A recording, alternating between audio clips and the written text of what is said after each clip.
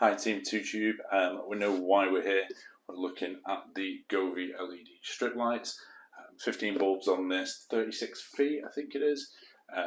So what we're going to do is just get straight into it, unbox, get it set up, get it working and show you what it looks like. Let's go.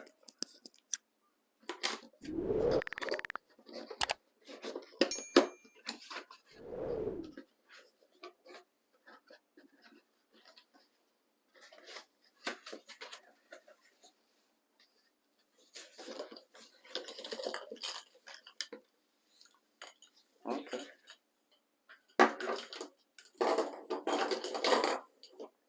So there's your 15 string lights, that is your internet controller, which goes to a main socket, and that's it. So that's pretty cool. Okay. This is one of the things that I was looking at. So where I'm going to plug it in a shed, I'm going to need to drill through the shed and then get it to the first wall, and there is quite a bit of cable on that, so that's put some of my worries to bed. There should definitely be enough cable for it to reach my first fence. Okay, so we're looking at going from the shed there, which has inbuilt power, maybe drilling out that top left corner, and then just going around the fence, hopefully finishing at the end of this other building here.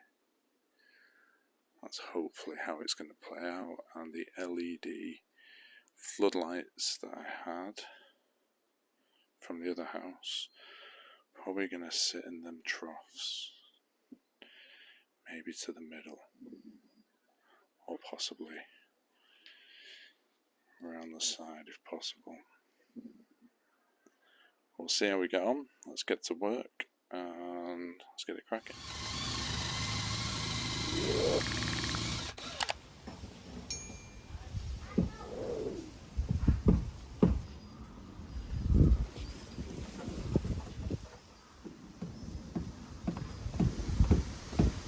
Okay team, so I thought this would be a good point to jump back into the video, just to really go over a couple of things of the setup, because I didn't spend a lot of time filming the setup.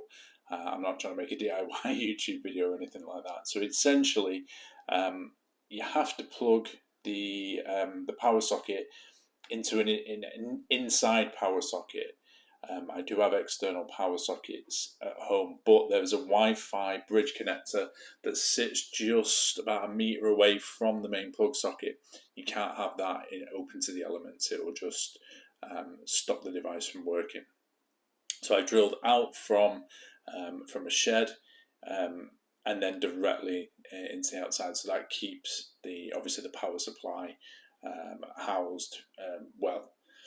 And then in terms of just putting up the lights across the fence, just use some standard hammering clips that, a couple of pence at a DIY shop, and then that's kind of held everything in place. What we're going to do with the video now is I'm going to run through with the Govee app just all the different preset lighting conditions that come with it. So we'll play about 10 seconds of footage from each one until we get to the end, and then at the very end I'll show you the manual setup that I've created, just to give you an idea of what my setup looks like once it's completely done and dusted.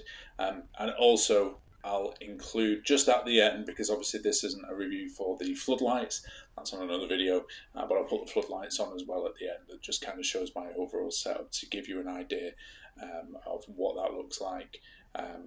This is the 15 bulb version. There is a 30, I'm going to say 36, it might be 38. There is a 38 bulb version, which is about 98 feet. This one being, as I'm checking, it's 48 foot, this one. It was just big enough for my garden. So obviously, depending on the space that you've got, will obviously depend on which particular model that you need to look at purchasing. $69.99 on Amazon. What I would always suggest is to go through the Govee shop directly and maybe use something like Honey or Pouch just to see if there's any discounts that you can get. I did that on this occasion. It didn't get me anything off them, but when I did buy my Lyra floor lamps, I did get quite a big discount by going through that method. And I ended up ordering through Amazon for this particular set. Just if you've got any further questions about my setup or just setting up in general, or you know, around the app compatibility, anything like that, do drop a message in the comments. I'll come back to each and every one of you. Hope you enjoy the different variations of the colour scheme. Stick around to the end for my setup, which includes the floor lights as well. And I'll catch you in the next one.